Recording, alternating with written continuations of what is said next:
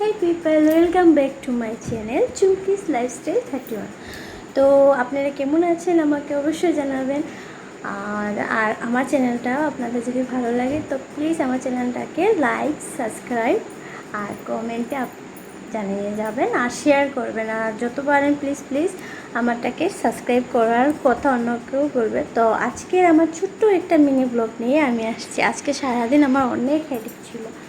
তো আমি তো আগেই বলেছি যে এখানে আমিও নতুন বিয়ে হয়েছে আমার, তো একটু একটু করে করে সংসারটা সাজাচ্ছি। তো আজকে ছিল বৃহস্পতিবার, সকাল সকাল উঠে স্নান টান করে নিয়েছি।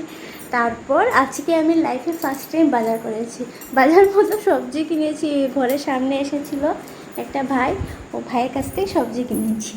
তো লাইফে ফার্স্ট টাইম সবজি আপনাদেরকে দেখেছি। এই যে আমি সবজিগুলো কিনেছি, বাঁধাকপি, আদা, তারপর ক্যাপসিকাম, গাজর, টমেটো, লাগানো কী বললে আমি এত বেশি জানি না।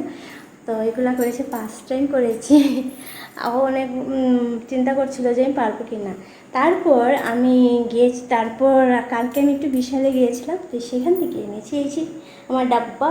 আরেকটা এনেছি ওই যে এটা এনেছি পরিষ্কার করার জন্য। আর আজকের মেইন উদ্দেশ্য হলো আমার ঘরে আরেকজন একটা মেম্বার, মানে আমার এই ছোটো ছোটো জিনিসই অনেক খুশি হই। এই যে এটা আসলো আজকে আমার ঘরে। তো এটার জন্য আমি ছোট্ট একটা কাচের বাটি কিনেছি, তো এটার ভিতরেই আছে। তো এটা আপনাদের সাথে শেয়ার করার জন্য আজকের এই ছোটো মিনি ব্লগটা।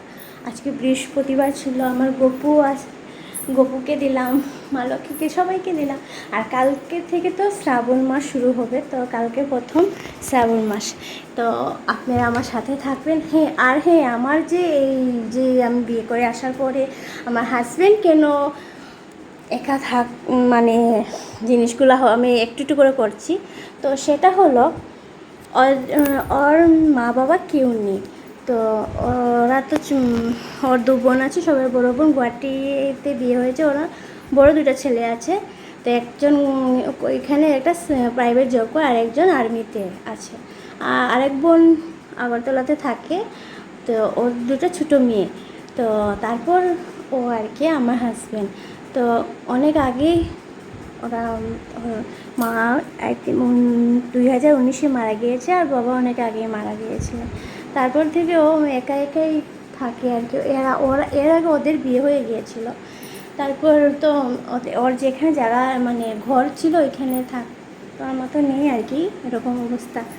তো ও একটা জায়গাতে পিজি হিসাবে থাকতো আর কি। তো ওইখানে খাওয়া দাওয়া ঠিকঠাক করতে পারতো না। তারপর ও মানে আমার সাথে মানে লাভ ম্যারেজ না আমাদের, আর অ্যারেঞ্জ ম্যারেজ না, এটা আরেকদিন গল্পতে বলবো। তারপর আমার সাথে বিয়ে আলাপ কথাবার্তা হলো। তো তার জন্য এই যে ঘরটা রেন্টে নিয়েছি।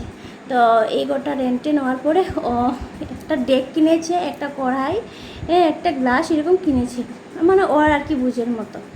তো ও মানে একটু একটু করে আমাকে একটু ফোন করতো, তখন আমাদের একটু কথাবার্তা চলতো আর কি। তো এরকম করে চলছিল। তো আমি বিয়ে করে আসার পরে তো আস্তে আস্তে একটু একটু করে করে সবগুলা করছি, তো তার জন্য সময় লাগছে। আর তো আমার একটা ইচ্ছে যে একটা জায়গা কিনবো আর নিজের একটা ঘর হবে। তো বাকি কথাটা আমি আরেকটা ব্লগে অন্য পার্টে বলবো।